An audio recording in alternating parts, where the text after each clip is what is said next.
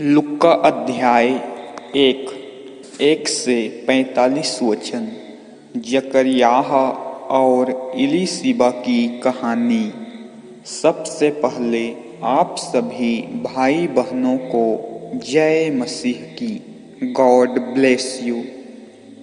बहुत से लोगों ने हमारे बीच घटी बातों का ब्यौरा लिखने का प्रयत्न किया। वे ही बातें हमें उन लोगों द्वारा बताई गई जिन्होंने उन्हें प्रारंभ से ही घटते देखा था और जो सुसमाचार के प्रचारक रहे थे।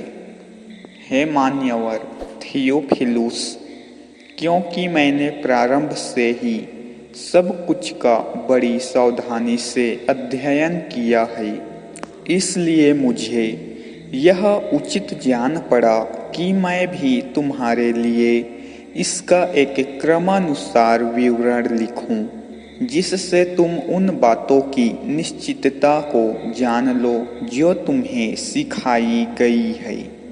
उन दिनों जब यहूदिया पर हेरोदेस का राज था, वहाँ जकरयाह नाम का एक यहूदी याजक था जो उपासकों के अबियाह समुदाय का था। उसकी पत्नी का नाम इलीशिबा और वह हारून के परिवार से थी। वे दोनों ही धर्मी थे। वे बिना किसी दोष के प्रभु के सभी आदेशों और नियमों का पालन करते थे, किंतु उनके कोई संतान नहीं थी, क्योंकि इलीशिबा बांझ थी और वे दोनों ही बहुत बूढ़े हो गए थे। जब जकरयाह के समुदाय के मंदिर में याजक के काम की बारी थी और वह परमेश्वर के सामने उपासना के लिए उपस्थित था, तो याजकों में चली आ रही थी परंपरा के अनुसार पर्ची डालकर उसे चुना गया कि वह प्रभु के मंदिर में जाकर धूप जलाए। जब धूप जलाने का समय आया तो बाहर इकट्ठे हुए लोग प्रार्थना कर रहे थे। उसी समय जकरयाह के सामने प्रभु का एक दूत प्रकट हुआ। वह धूप की वेदी के दाहिनी ओर खड़ा था। जब जकरयाह ने उस दूत को देखा तो वह घबरा गया और भय ने जैसे उसे जकड़ लिया हो। फिर प्रभु के दूत ने उससे कहा, जकरयाह, डर मत, तेरी प्रार्थना सुन ली गई है। इसलिए तेरी पत्नी इलीशिबा एक पुत्र को जन्म देगी। तू उसका नाम यूहन्ना रखना। वह तुम्हें तो आनंद और प्रसन्नता देगा ही, साथ ही उसके जन्म से और भी बहुत से लोग प्रसन्न होंगे, क्योंकि वह प्रभु की दृष्टि में महान होगा। वह कभी भी किसी दाखरस या किसी भी मदिरा का सेवन नहीं करेगा। अपने जन्म काल से ही वह पवित्र आत्मा से परिपूर्ण होगा। वह इस्राएल के बहुत से लोगों को उनके प्रभु परमेश्वर की ओर लौटने को प्रेरित करेगा। वह एलियाह की शक्ति और आत्मा में स्थिर हो प्रभु के आगे आगे चलेगा। वह पिताओं का हृदय उनकी संतानों की ओर वापस मोड़ देगा और वह आज्ञा न मानने वालों को ऐसे विचारों की ओर प्रेरित करेगा जिससे वे धर्मियों के जैसे विचार रखें। यह सब वह लोगों को प्रभु की खातिर तैयार करने के लिए करेगा। तब जकरयाह ने प्रभु के दूत से कहा, मैं यह कैसे जानूं कि यह सच है, क्योंकि मैं एक बूढ़ा आदमी हूँ और मेरी पत्नी भी बूढ़ी हो गई है। तब प्रभु के दूत ने उत्तर देते हुए उससे कहा, मैं जिब्राइल हूँ। मैं वह हूँ जो परमेश्वर के सामने खड़ा रहता हूँ। मुझे तुझसे बात करने और इस सुसमाचार को बताने को भेजा गया है।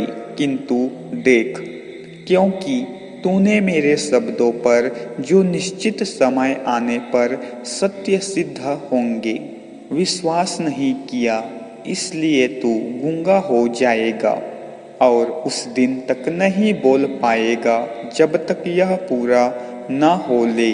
उधर बाहर लोग जकरियाह की प्रतीक्षा कर रहे थे।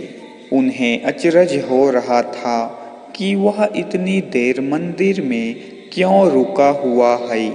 फिर जब वह बाहर आया तो उसने बोल नहीं पा रहा था। उन्हें लगा जैसे मंदिर के भीतर उससे कोई दर्शन हुआ है।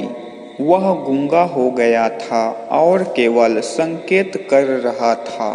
और फिर ऐसा हुआ कि जब उसका उपासना का समय पूरा हो गया तो वह वापस अपने घर लौट गया।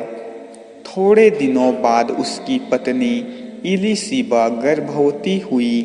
5 महीने तक वह सबसे अलग थलग रही। उसने कहा, अब अंत में जाकर इस प्रकार प्रभु ने मेरी सहायता की है। लोगों के बीच मेरी लाज रखने को उसने मेरी सुधि ली। इलीशिबा को जब 6ठा महीना चल रहा था, गलील के एक नगर नासरत में परमेश्वर द्वारा स्वर्गदूत जिब्राइल को एक कुंवारी के पास भेजा गया, जिसकी यूसुफ नाम के एक व्यक्ति से सगाई हो चुकी थी। वह दाऊद का वंशज था और उस कुंवारी का नाम मरियम था। जिब्राइल उसके पास आया और बोला, तुझ पर अनुग्रह हुआ है, तेरी जय हो, प्रभु तेरे साथ है। यह वचन सुनकर वह बहुत घबरा गई। वह सोच में पड़ गई कि इस अभिवादन का अर्थ क्या हो सकता है। तब स्वर्गदूत ने उससे कहा, मरियम डर मत, तुझसे परमेश्वर प्रसन्न है। सुन, तू गर्भवती होगी और एक पुत्र को जन्म देगी और तू उसका नाम यीशु रखेगी।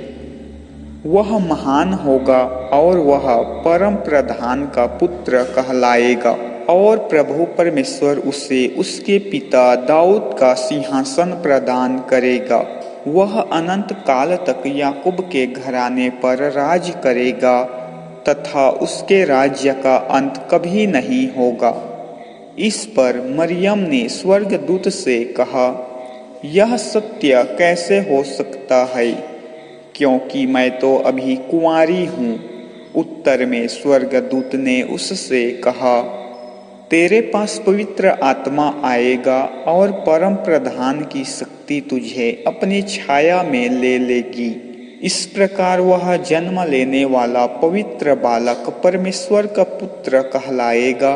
और यह भी सुन कि तेरे ही कुनबे की इलीशिबा के गर्भ में भी बुढ़ापे में एक पुत्र है और उसके गर्भ का यह 6ठा महीना है। लोग कहते थे कि वह बांझ है, किंतु परमेश्वर के लिए कुछ भी असंभव नहीं। मरियम ने कहा, मैं प्रभु की दासी हूँ, जैसा तूने मेरे लिए कहा है वैसा ही हो। और तब वह स्वर्गदूत उसके पास से चला गया।